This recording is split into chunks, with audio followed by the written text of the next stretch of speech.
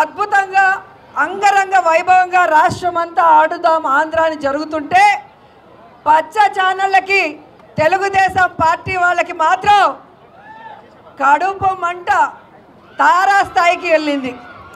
వాళ్ళు అంటారు ఈ కిడ్స్ మీద ఈ బ్యాట్స్ మీద జగన్మోహన్ రెడ్డి గారి ఫోటోలు ఎందుకు అని అడుగుతున్నారు.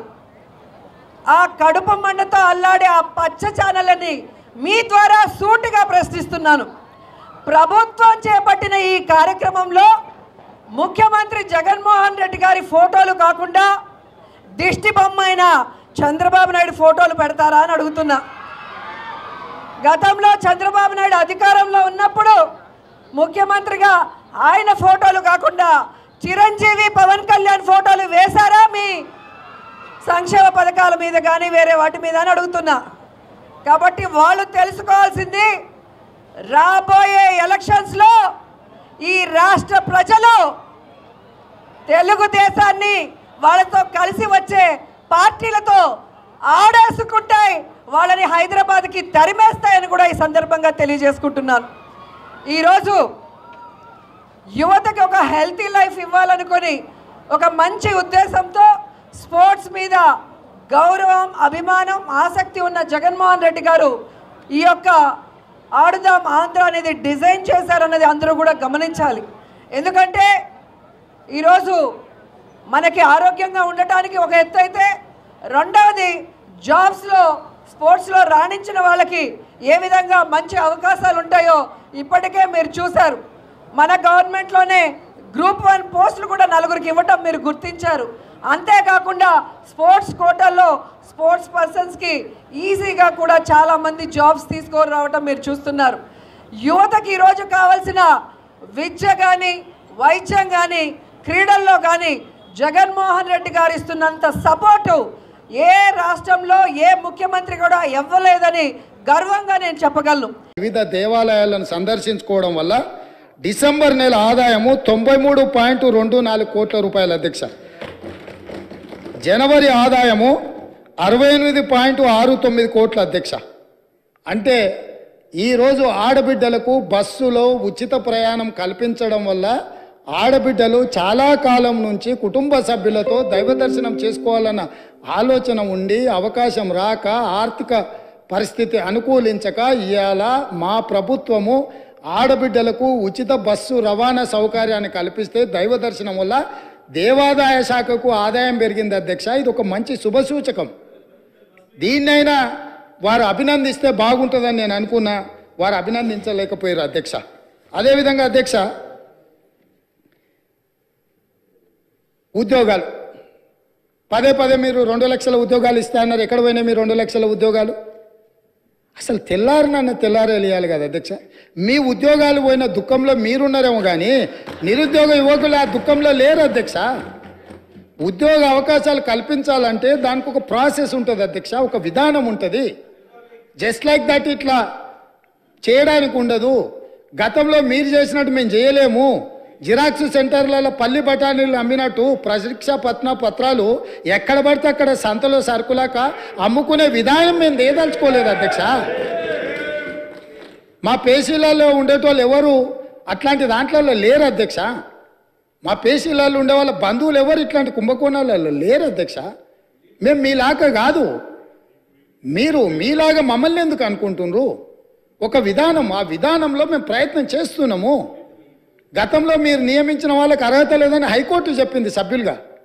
వాళ్ళని తొలగించమంటే రాజీనామా చేయమని అంటే వాళ్ళు విస్మించు కూర్చుంటే కొన్ని విధి విధానాల వల్ల వాళ్ళని తొలగించడానికి కొంత ఆలస్యమైంది. వాళ్ళ వెనకాల కూడా మరి మీరే ఉన్నారా అంటే నాకు తెలియదు, అది మీరు చెప్పాలి ఉన్నారో లేరో.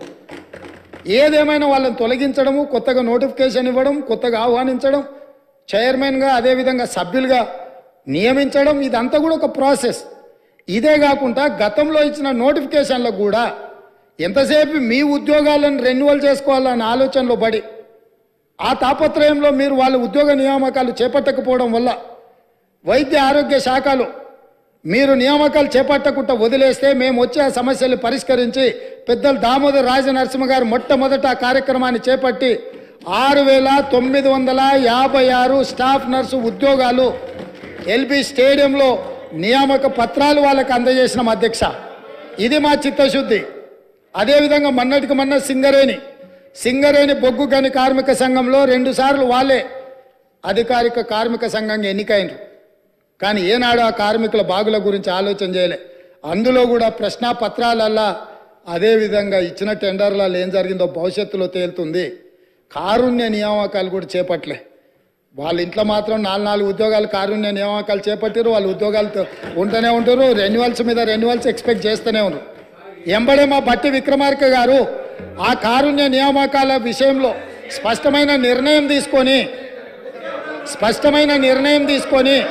441 కారుణ్య నియామకాలు మొన్నటికి మొన్న నక్లెస్ రోడ్లో అంబేద్కర్ సాక్షిగా ఉద్యోగ నియామకాలు చేపట్టిన అధ్యక్ష.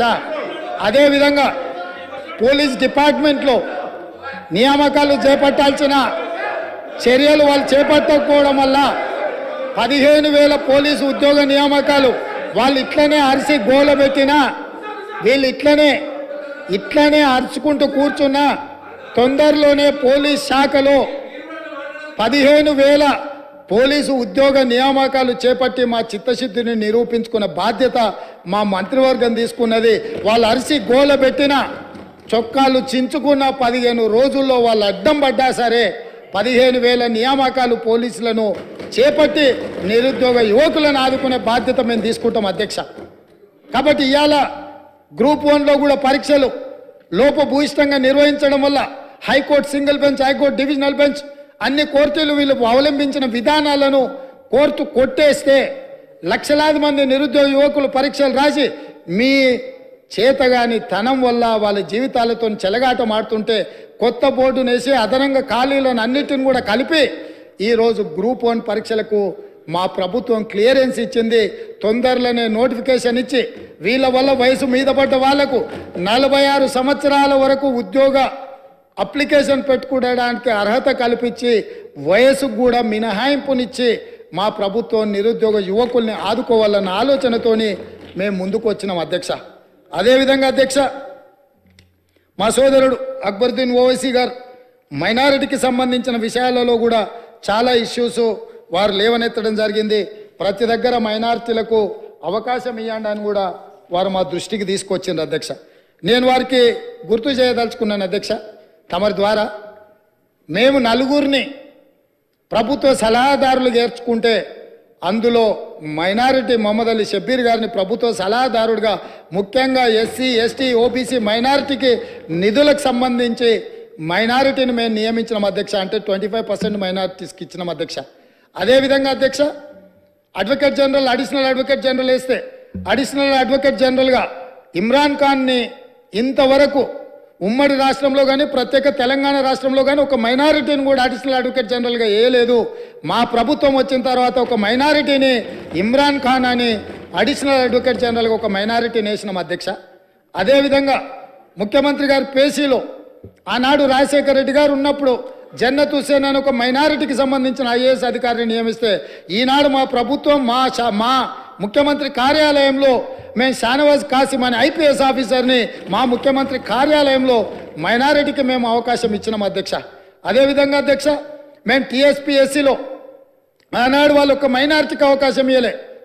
కానీ మా ప్రభుత్వం తెలంగాణ పబ్లిక్ సర్వీస్ కమిషన్లో నియామక బోర్డులో ఆమేర్ ఉల్లా ఖాన్ అని మేము board member Indian postal service అధికారిని ఈరోజు మేము అందులో మైనారిటీకి అవకాశం కల్పించినాం అధ్యక్ష. అంటే మా ప్రభుత్వం ఏ విషయంలో అయినా మైనారిటీల యొక్క హక్కులకు, మైనారిటీలకు రావలసిన వాటాలను, కోటాలను చాలా చిత్తశుద్ధితో వీటిని అమలు చేస్తాం. గవర్నర్ గారి కోటాలో మేము 2 ఎమ్మెల్సీలు చేస్తే ఒక ఎమ్మెల్సీని మైనారిటీ నియమించడం ద్వారా రాజకీయంగా కూడా వాళ్ళకు వేదిక కల్పించాలన్న ఆలోచనతోటి మైనారిటీలకు మేము అవకాశం కల్పించినాం అధ్యక్ష. ఈ ప్రభుత్వం క్రిస్టియన్ మైనారిటీ కానీ, ముస్లిం మైనారిటీ కానీ, సిక్ మైనారిటీలకు సముచితమైన స్థానం కల్పించడంలో, మైనారిటీ హక్కులను రక్షించడంలో మా ప్రభుత్వానికి చిత్తశుద్ధి ఉంది. ఇంకా ఏమైనా ఉంటే కూడా ఎంఐఎం పార్టీ తరఫున అక్బరుద్దీన్ ఓవైసీ గారు ఏమైనా సూచనలు చేస్తే కూడా తప్పకుండా వాటన్నిటిని కూడా పరిగణలోకి తీసుకొని ముందుకు వెళ్తామని నేను చెప్తున్నా అధ్యక్ష. అదేవిధంగా అధ్యక్ష